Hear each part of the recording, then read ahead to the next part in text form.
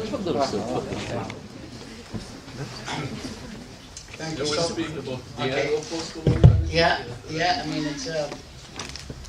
I'm sorry, I'm not an expert on the very specific topics you'll be talking about today. But before I speak, I would like to thank the university for inviting me to speak, especially Dr. Feather, whom I've known for a while,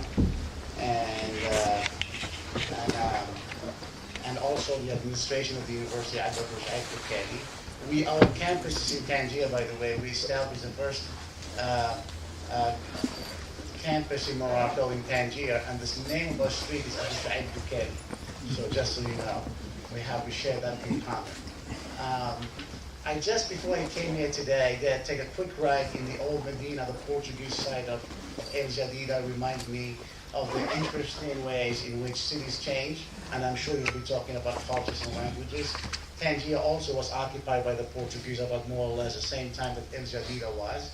And of course, when the Portuguese left in the middle of the 17th century, the city was handed down to England, which occupied my native city, which is of Tangier. So the British stayed there for a while, and then they were forced out by Moulay, one of the famous kings of Morocco, Moulay Ismail.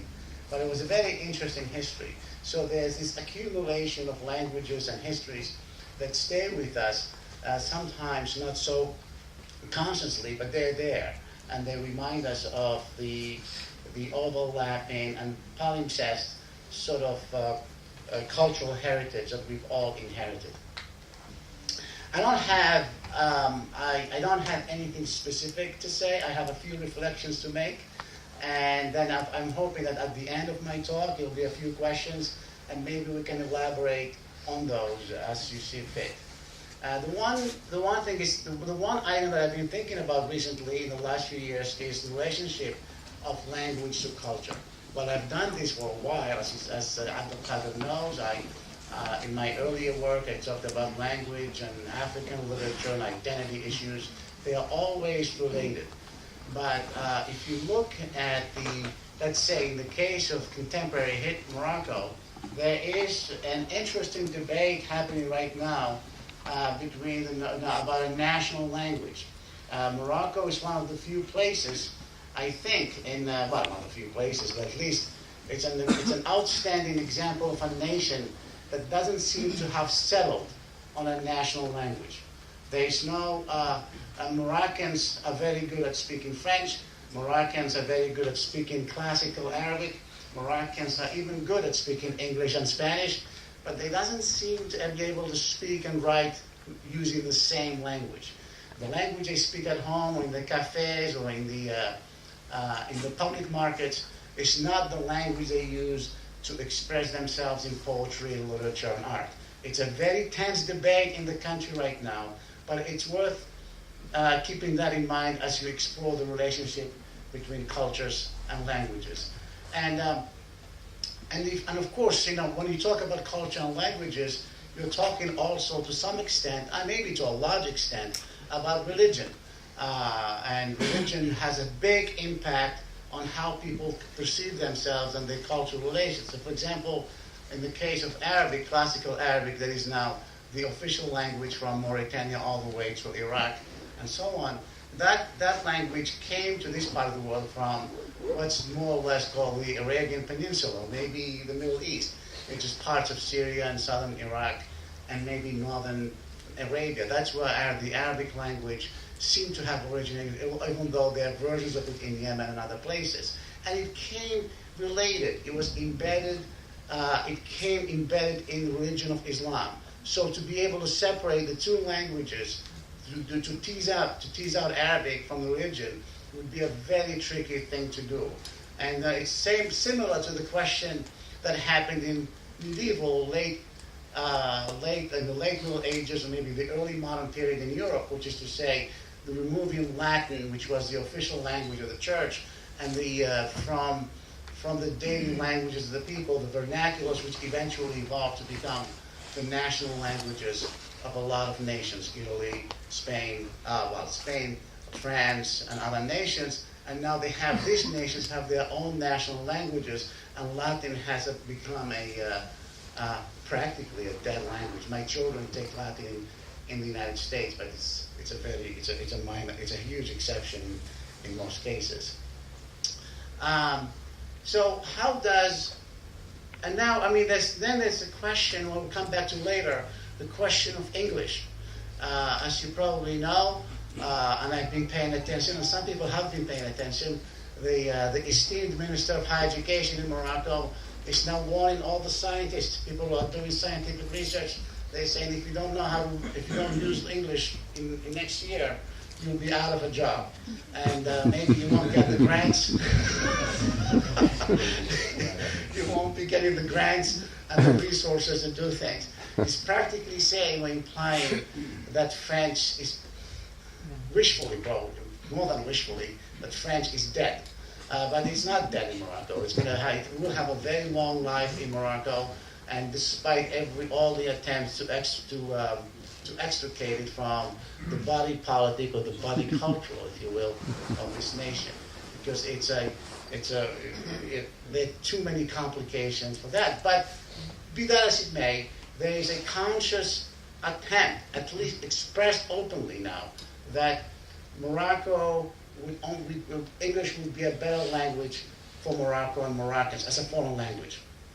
As for a national language, as I said, it's up in the air. We don't know exactly in what direction that discussion will go. The different, which side will have the upper hand in the end, whether it's the classical Arabic side or the Darija side, which is a very interesting option. If it's the Darija, which is the dialect of Morocco, the vernacular of Morocco, it has many variations too. The Darija I speak in Tangier, it's not the Darija people speak in Jadida, and it's not the one that's spoken in Marrakesh. So that's another variation. But that's the history of languages. There has never been one language. And language, like culture, and remember Samuel Huntington's famous thesis, The Clash of Civilizations, always comes with a certain amount of violence. There's no nation that has adopted one uniform language or just a uniform identity or a uniform religion without a good amount of violence. In other words, languages, religions, ideologies are very often imposed on the indigenous people violently. And eventually, over time, they get adopted and they become part of their identity. So, which language, which cultural trend will end up being the dominant one is something to be determined. Now the other thing is, and as I presented the case to Abdul Qadir, is like now in our fields of cultural studies, post-colonial studies, of course we know some of us started doing this kind of work in the heyday of Edward Said and Homi Bhabha and even when Michel Foucault was alive and kicking and all that stuff. But now I think things have changed tremendously. We were still talking, maybe coming out of a Marxist matrix. Maybe we were thinking, we just came out of a very strong progressive movement in colleges and universities. We were very sensitive, maybe allergic to notions of Western hegemony. And that's because we are just maybe the first or second generation of scholars who grew up in independence, and we were very wary of European and American domination, especially. And even though paradoxically, and we still can do so paradoxically, we spoke in their languages, we borrowed their theories, we relied on their critical analysis to make sense of our own relationship to them. In other words, there is a certain amount of contradiction in the work that is involved in cultural criticism, but nevertheless, that's how we did it. And that's how we continue to do it. Edward Said, as you know, who is very famous, still famous in many parts of the world, even though he's been dead for a while, he wrestled furiously with the West. He countered the Western hegemonic practices, but using every Western tool at his disposal. He was more Western than most Westerners, He was more American than most Americans, and yet he was railing against the West for having done a lot of injury to parts of the Middle East, especially Palestine, and so on. So there's an interesting case in history. He's an interesting case of an intellectual, and I wrote about this in the earlier part of my scholarship, as somebody who is criticizing the West, but at the same time being more Western than most Westerners. He's adopted very warmly by a lot of people in the Middle East, Asia, and Latin America, but they don't very often. These people do not have his cultural background, so they take his what they think is his anti-Western stances from his work, but in reality, he was more complex than that. What the reality now is, but that age of post-colonialism is practically dead. I think that generation, when I started doing this work, that notion was very alive and very powerful. In the span of 2 decades or less, I think that is gone. I just came back from a conference in Marrakesh in the World Forum on Human Rights, which brought together about 5,000, 7,000 people from around the globe. We talked about human rights, and I was in a panel about religious traditions and human rights. And then one of the panelists, I wasn't in the panel, I was in the audience. One of the panelists said, as a French, he's a Frenchman who is the head of a human rights organization in France, in response to a lot of Moroccan people in the audience who were saying, you're imposing your European ways on us, and you are having, you're imposing your agenda on us, your liberal agenda on what is practically a Muslim nation, and so on. He said, he looked at them in some degree of exasperation, and he said, Europe is dead. There's no more Europe. I mean, the idea that Europe still has that kind of imaginary power that people think it has doesn't exist anymore. And he's right. I just read an article recently that China is now the world superpower. China, which is the embodiment of the East and Third World peoples fighting Western domination, now is a maritime superpower. It is contending with the United States, and it's in a matter of maybe years, if not in the next decade, will emerge as the hegemonic power of the globe. Now it's up to us to decide then what to do with China, and then after that, Russia, Brazil, and other nations that may come in its wake. So the geography of hegemony, if you will, the map of hegemonic practices. The West has long ceased to be a geographic entity, as you know. There is no such thing as the West. The West is a pure fiction. Just, if I may dare say this, there is no such thing as an Ummah. There is no such thing as an Arab nation. There is no such thing as a Europe. There is no such. There's a huge categories that embody huge, complex realities, and they're very diverse. They're very contradictory. They live in a tremendous amount of tension. But we continue to use them in our work as if they mattered, as if they made sense. And you need a microscopic tool to look at these very things and see whether they do make sense. If you look, people have said, some scholars have said, there is no Mexico. And I tell people in the United States, well, I can explain what I mean later. In the United States, when the President of the United States stands in a podium like this and addresses the American people, he says, American people, or any politician says the same thing. I say there's no American people. It doesn't exist. American people, they don't exist. It's a fiction. It's a trope. It's something politicians use to try to persuade people. I mean, there are 25, maybe 35 million Americans right now. Nobody knows exactly what people are thinking. People just use that expression to give the illusion that they are in touch with the American people. So we often use these very broad categories that do not make a lot of scientific sense. They do not make a lot of scientific sense if they make any sense at all. And then we begin to base our theories on them. The West has long ceased to be a geographic entity, and we will be wasting our time if we continue to resist the West as we discuss issues related to languages and cultures. I'm in the process of reading a book. It's very interesting. It's called The Second Machine Age. Just been published And I took I just out a few notes just to remind myself of things that are saying. If you look what these guys have done, they show a map they show a graph of world history from the beginning to now. And if you look, if you go to the Stone Age and the industrial and the agricultural, the invention of agriculture and so on, the graph of innovation is pretty flat. It goes like, it keeps going flat, flat, flat, and then all of a sudden it spikes out when it hits the Industrial Revolution. Something huge happens with the industry. For the first time in human history, muscle power has been replaced by mechanical power. And when you do that, then the sky is the limit. You can multiply that mechanical power by as much as you want to.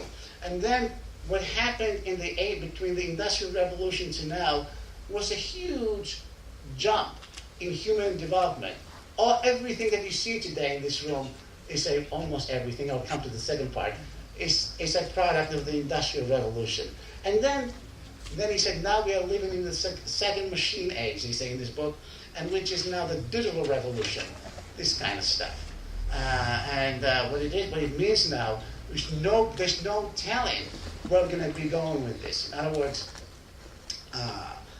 it's still in its infancy.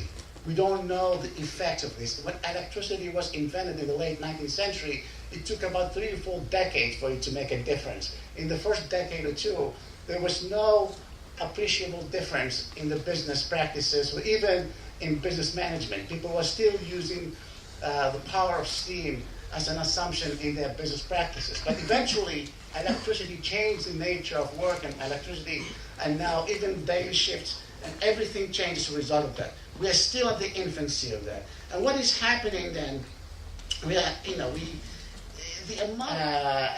as jealous as we might be of our cultural heritage, as defensive as we might be about our identities, we are not producing much of anything to participate in this dynamic that I just mentioned. We are consumers. We may build the highest skyscrapers in the world, but somebody else's technology is doing it for us. We might be driving the best Mercedes in town, but somebody else is having that. So it goes. There is something seriously problematic in our nation and civilizations, and it cannot be addressed by mere, chest pounding and saying, "Great, we are the best." We need to do something to become part. And does language and culture play a part in this? I think they do, and I think we should jump into that debate with some sort of seriousness. I was talking yesterday. I told Abqa that I couldn't stay in the hotel. I had to meet somebody else. He was the guy who conducted the poll that was published in Telkel about Moroccan attitudes and beliefs. He came to see him from Casablanca. He's the head of a big polling agency in Casablanca. It's like the Gallup of Morocco, so to speak. And we're discussing the findings, and we're talking about, and we decided, two of us, it's you can be, like Abdullah Al-Awi, the great Moroccan historian, said a few decades ago, Moroccans are alienated between tradition and modernity and the West. They're somewhere lost in the middle. It's like, there are people who cling on to some notion of tradition, and some people who live in a world of simulacrum of the European, French, Western, whatever tradition, and meanwhile there's nothing happening in the middle. In other words, there's no patriotism. The interesting finding that poll was Moroccans identify first and foremost as Muslims before they do as Moroccan, and then what the interesting thing, and the elite of this nation think they're more French than Moroccan, or something to this effect. But nobody is speaking the language of the masses, and neither one of them is probably sending their kids to public school. How many people send their children nowadays to public school? Everybody is sending their children to private schools. And if people do not send their children to public schools, especially the rich people and the elites, they cannot be patriotic. They wouldn't be invested in the public educational system, and therefore they are abandoning the national project of development. They just care about their well-being. So what's lacking, the finding of the discussion I had last night with this gentleman, is that patriotism is lacking. We are sort of dazzled by abstractions. Islamic community, European civilization, great concepts, but nobody's picking up the trash from the floor. Nobody is sending their kids to the public school. And that is the problem. We need a language that not only allows us to give justice to our memory and history, but allows us to jump on the bandwagon of progress and civilization and get rid of those nostalgic notions of oppression and injustice and so on, and become producers of our own civilization, and especially for our nations. And in this case, for Moroccans, Morocco, for Algerians, Algeria, for Tunisians, for Danes, Denmark, and so on. And I will stop here and I'll see if you have any questions. Thank you.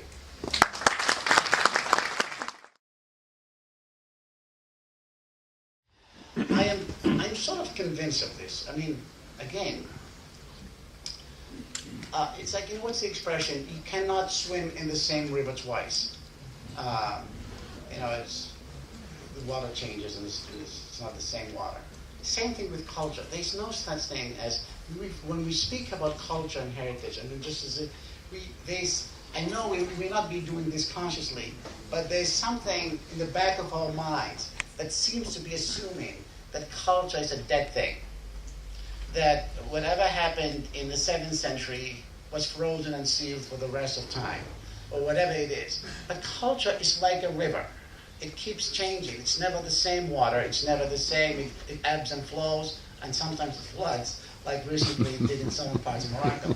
So it's like, it's a moving thing. It's a moving target. It's never the same thing. So the example you gave of a woman's dress right now in Morocco, the way with the scarf and the jeans, very interesting. It's like, but then there are all kinds of variations on that. And I'm not so sure whether the scarf has become a fashion item or a statement of religiosity or a cultural statement. I'm not so sure.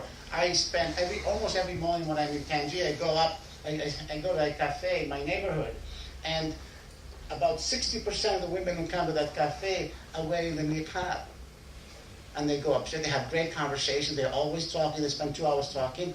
And one day when I came close enough, I realized they were all speaking in French.